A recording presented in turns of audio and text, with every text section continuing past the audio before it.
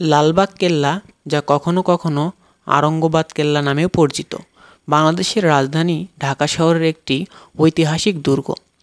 এটি মুঘল আমলের অন্যতম গুরুত্বপূর্ণ নিদর্শন এবং পর্যটকদের কাছে অত্যন্ত আকর্ষণীয় একটি স্থান। এটি নির্মাণ শুরু হয় 1678 খ্রিস্টাব্দে। প্রতিষ্ঠাতা মুঘল সুবেদার মোহাম্মদ আজম শাহ, সম্রাট আওরঙ্গজেবের পুত্র। কেল্লাটির নির্মাণ সম্পূর্ণ হয়নি। কাজ শেষ হওয়ার আগেই আজম শাহ ঢাকা ত্যাগ করেন।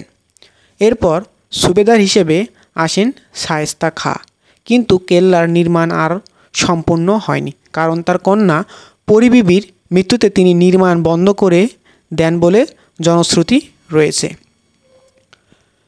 পরী বিবির সমাধি মার্বেল পাথরে নির্মিত একটি সৌধ কেল্লার কেন্দ্রস্থলে অবস্থিত।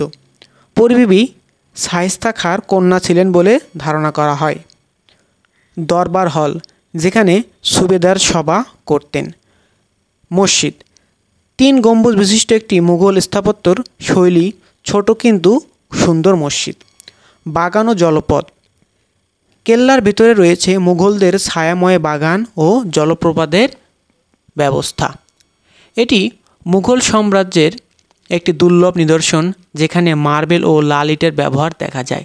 কেল্লাটি এখন বাংলাদেশে প্রত্নতত্ত্ব অধিদপ্তরের তত্ত্বাবধানে রয়েছে এবং সাধারণ মানুষের জন্য উন্মুক্ত।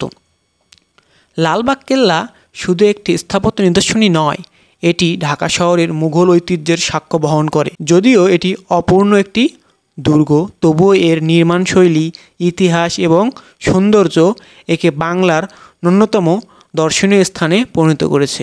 ধন্যবাদ সবাইকে।